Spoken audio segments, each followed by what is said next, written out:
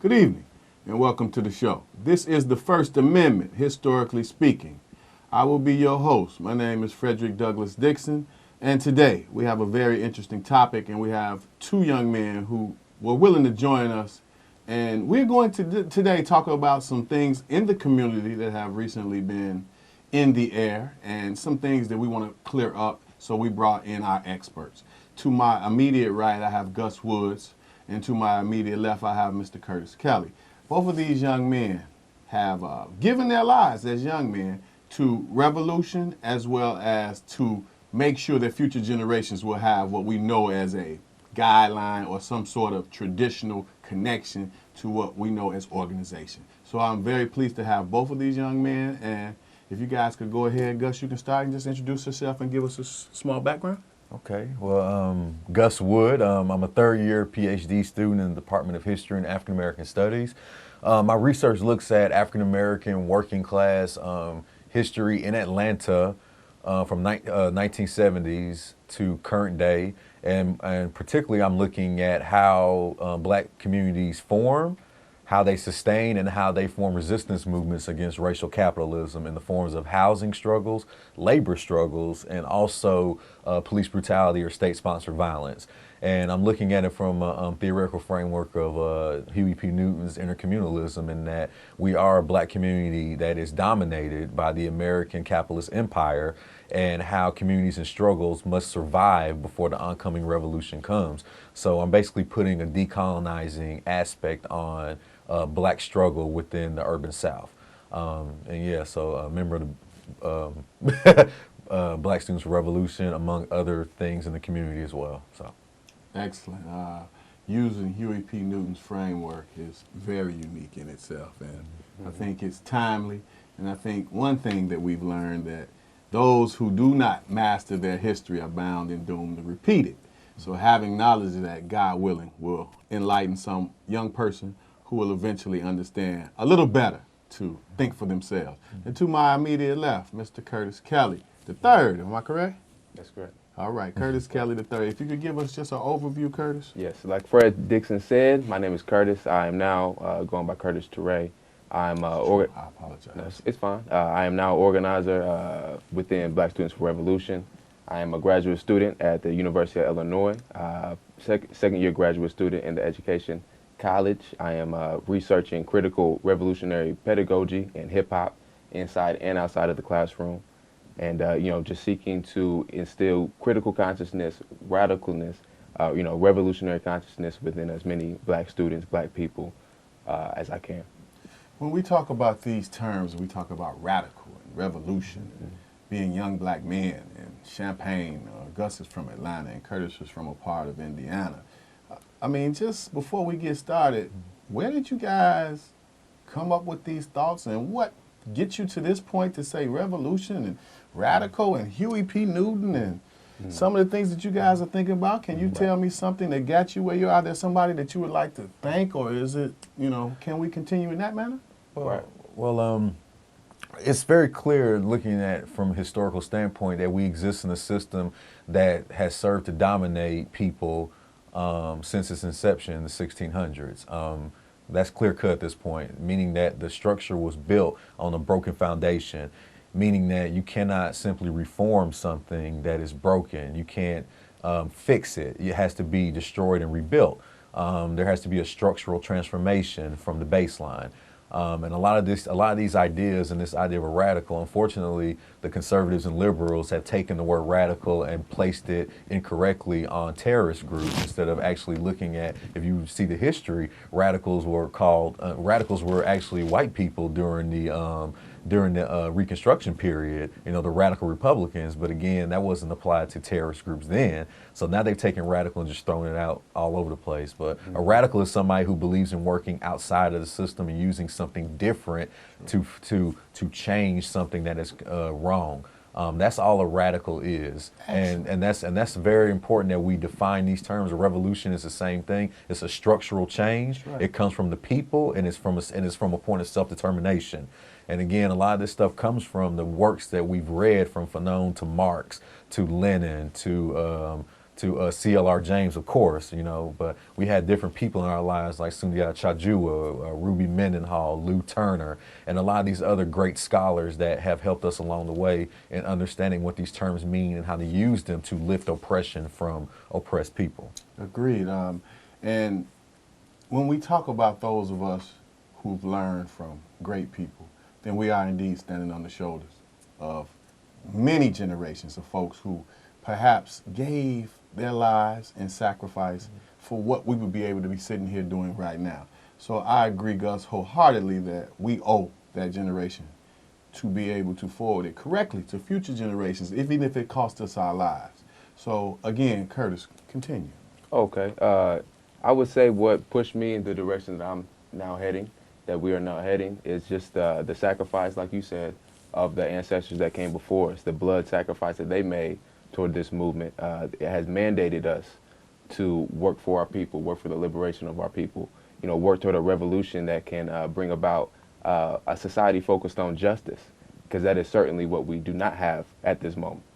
I think when we talk about words like justice and revolution, Gus is absolutely correct. We need to make sure that younger people and people who will be eventually taking on these mantles and thrones have a functional definition of what justice is. To me, if I can give a functional definition of what justice is, it's the exact opposite of what America has forwarded. Yep. Justice means that somewhere along the line you're going to be straight up. Justice means somewhere along the line that you're going to say that this particular avenue that we've taken not only hasn't worked, but is set up to oppress the masses of folks while the elites continue to control at a pace that dominates our society. And right now today, where we are, we're in the midst of a different kind of generation that's coming along. I can only say that for my generation, they perhaps will never understand. They're so caught up in their want for material culture. And our younger generation is just not, they're as caught up in material culture, but they're just not as pacified with the thrallings and the trappings of the material life. So it is indeed a change, as the most honorable Minister Louis Farrakhan has said many times, that we are indeed building a new world. So I want to kind of move. Go ahead. Well, yeah, just to add on to that, yeah, the biggest thing, we can take it further. You know, Marx argues that the very basics of human life in the world are material conditions: the need for food, for water, for shelter.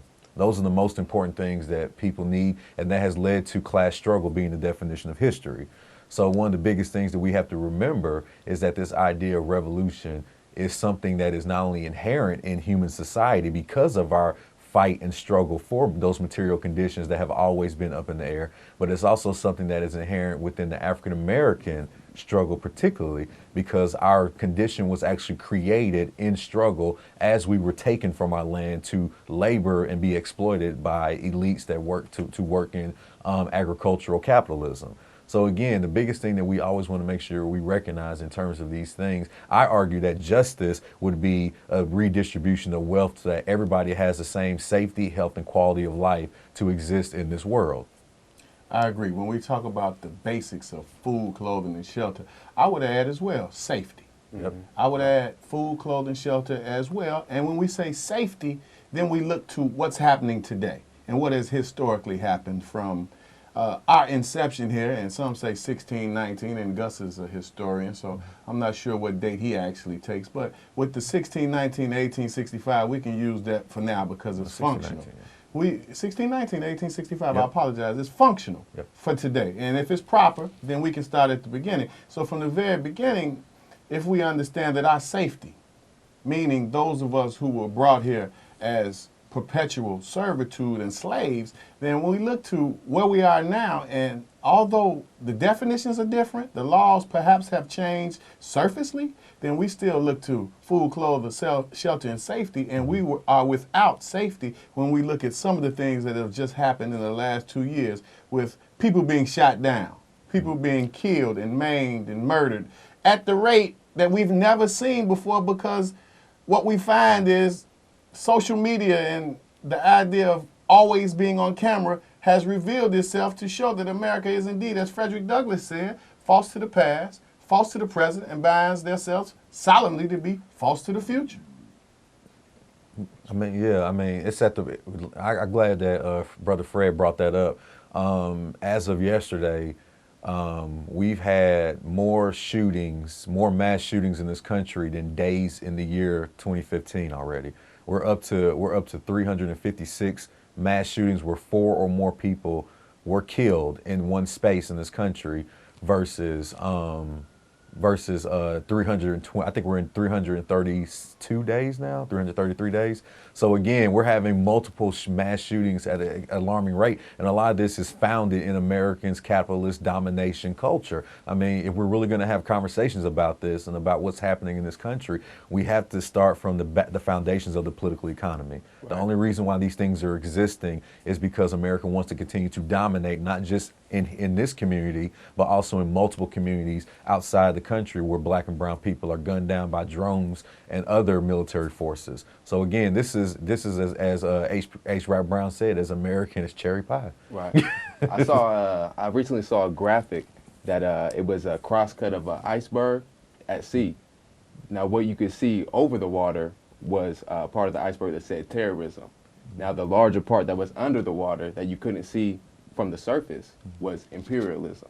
And we had to start understanding that, you know, the terrorism, the murder, the violence that we see in this world, you know, its origin lies in white supremacy. It lies in capitalism. So when we talk about radicalness, we talk about revolution and, you know, trying to create a just society, trying to imagine and dare to create a just society, you know, we have to go to the origin. You know, when we talk about what is radical, we can look at what Karl Marx said about what's radical. It's simply grasping our problems, our societal ills by the root.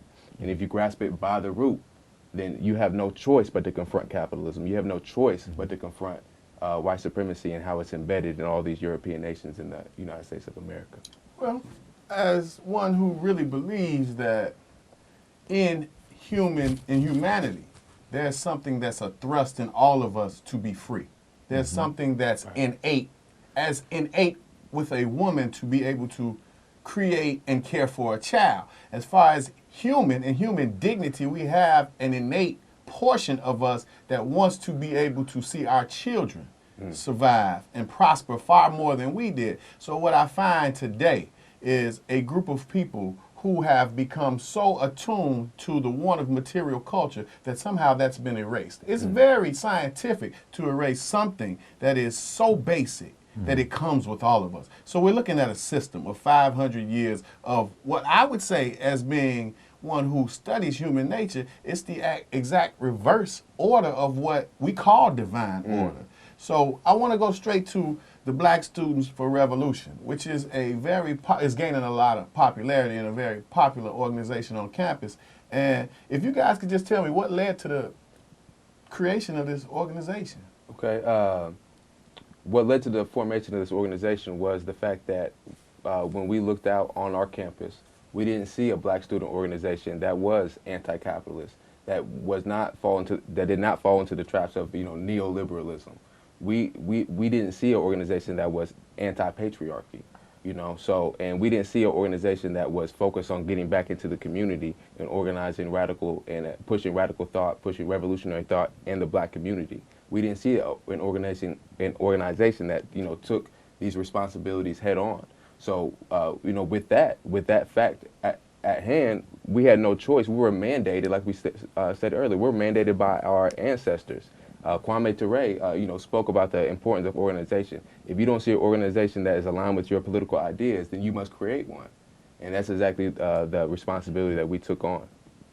So there was a really, I happened to get a chance to go to, there was a rally that you guys, for the most part, organized and got it up and running. It seemed to be very, it seemed to work out really well. I saw lots of people there, and I heard a lot of good information being passed.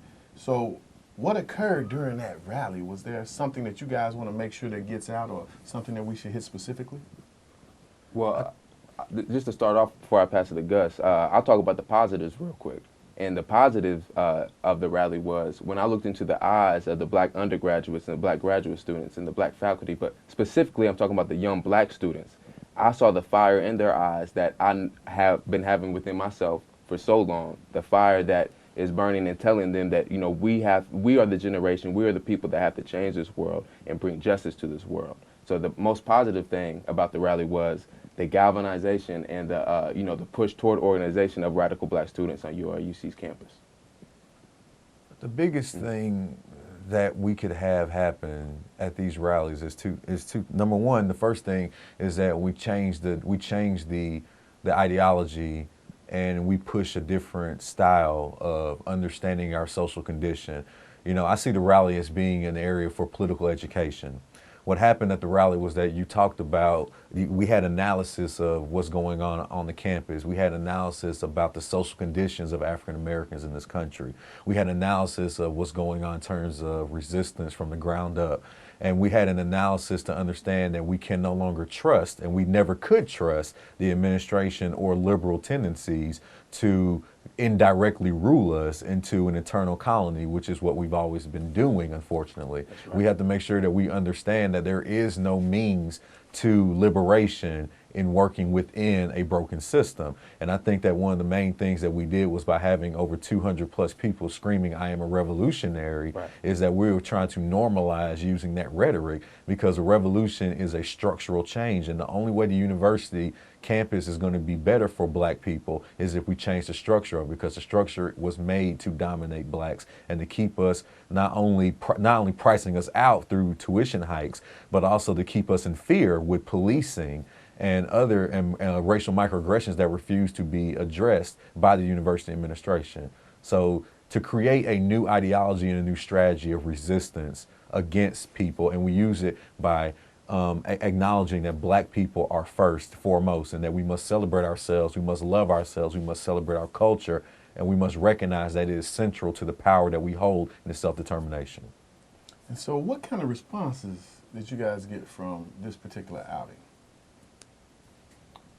In terms of the people that matter, the black people loved it. The African American, as Curtis said earlier, they were. I mean, we're still getting praises from different people coming up to us around the campus and in other events, saying that our speeches were amazing. They really are starting to look at things differently now on the campus. They're starting to look at relationships differently, and that's really what we want. That's what political education is supposed to do. It's supposed to awaken something and possibly lead to a different type of consciousness being developed. And I think that's really, you know, from my perspective, the people that matter, the African Americans there, who we really want to make sure we organize with. You know, the majority of them, I really felt like really got something out of that, and now the consciousness has possibly been awakened on the campus. Being in attendance, I would agree wholeheartedly that we are dealing with a group of young people who have perhaps never been to a space that was so filled with energy in that manner and revolution and immediate change. So, as being a devil's advocate, how do you change the master's plantation being on the plantation of the master? Mm-hmm. Well, the best thing that we need to organize with is the student population. Mm-hmm. One of the best things that W.E.B. Du Bois's Black Reconstruction among C.L.R. James's Black Jacobins argues is that when the masses get together and they challenge the dominant form of, they challenge the most powerful form of domination, which is capitalism, then they have a means to changing a structure, meaning that if you shut down production or you change the, you change the mode of production at the time to where its profit cannot be made, then it will lead to transformation. And so one of the biggest things that we argue in that our objective in the Black Students for Revolution is to organize students so that we not only politically educate them, that leads to the bringing on of a collective consciousness, but we use that collective consciousness to actually form a social capital where we can actually use it to create demands and shut down the production of the university in various ways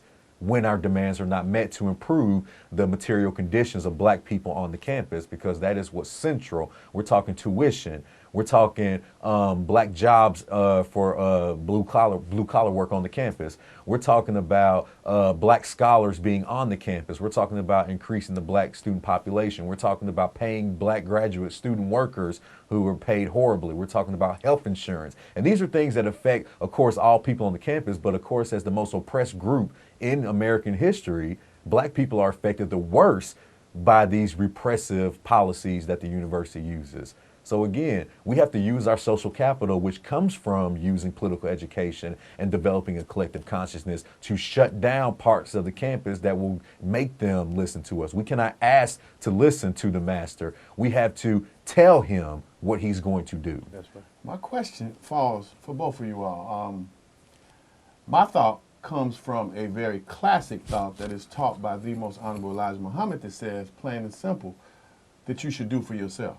So at this point, you young men, are we continually beating the same drum, or should we be teaching our children to do for self and go outside of the campus to create their own institutions, nation building nation? I know we have to start at a very small impetus. I understand that. But we have had these teachings and so many brilliant men over the last 400 years to tell us exactly what we need to do. But it still seems that we are sitting at the master's table waiting for scraps that fall instead of, and really okay with the role of a servant. And it's somehow taught in formal education. So in that particular thought, are we right now in 2016, are we still beating the same drum, or are we doing enough to be able to tell our future generations, well, this is not necessarily what you want to do, you want to go, and this is how we go about building our own thoughts?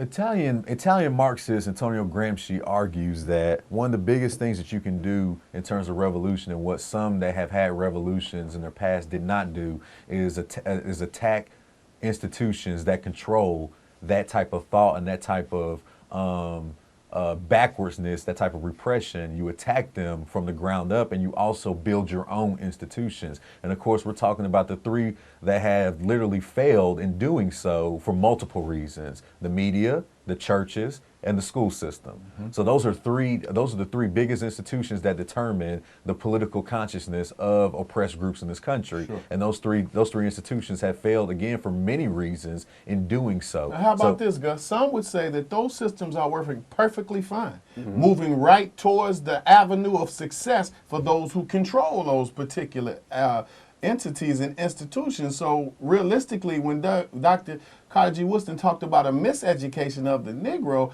then, as simply as plain, Brother Malcolm said, only a fool allows their children to be educated by their enemy. So what portion of this are we playing to the point where we're just not being assertive enough in the right areas? Well, let's be clear though. Like, we have to look at the historical nature of how communities are built and what type of leadership has the power to do these things. When you look at Wilson Moses, the golden nature of black nationalism, black nationalism is founded in this idea of this Eurocentric racial uplift ideology that, okay, we need to make sure that only a certain small percentage of people are able to obtain a certain amount. There needs to be a ceiling so that we can engage in capitalist development. We can engage in becoming more European in our thought, in our walk, in our culture, while the masses of people who aren't able to get to that point, well, they're out of luck. It's not our problem. So again, the people who are controlling those three institutions I just named in the black community, the media, the church, and also the education system, the black people there, they have a very petty bourgeoisie attitude in that I'm going to do for myself, and I'm going to make sure that the people who are suffering and who are oppressed, they're not going to be able to do anything. So I argue that they are indirect rulers of colonization. Well, they are traducers and auxiliaries. Of course. They are. And what we see is a realistic training of that group. Of course. Who are training another group. And without that training, without linchpins, there is no connection. So there's this illusion of inclusion. Right. A connection to a connection to middle class America. Curtis? I think Fanon talks about this a lot. When you look at colonized populations, what the oppressor will do will instill from that population, a group, a class, a petty bourgeois class of oppressors to carry forth capitalism's desires and white supremacy's desires that will put a black face on the oppression of black people. So I mean, like you said, we've been beating the same drum. We have been. I mean, we have to come to terms with that. But as a grain of hope, there are more conscious, there are more revolutionaries in the black community than there were a year ago or 2 years ago. So we are making progress, and we have to continue making progress. And and Black Students for Revolution as an organization, this is the type of consciousness we're trying to raise. These are the type of changes we're trying to make in our community. And I cannot wait for the moment that we are organized enough on campus next semester to get out into the community and start forwarding political education to the community. Okay, as we begin to hone in on what it is we think is important towards the end, can I get a statement from you all? And we can continue this great dialogue. We got a couple minutes. Got something you want to close down with that you think is important? Well, the biggest thing that we definitely want to make sure we emphasize is that nothing can ever happen and nothing can be done within this system unless we organize ourselves to make to use our self-determination to make demands to change the structure.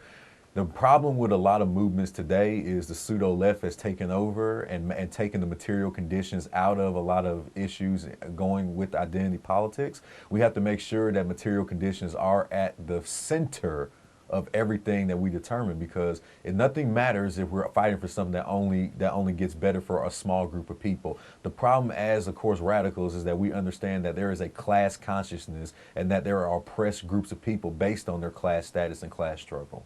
Curtis? Right.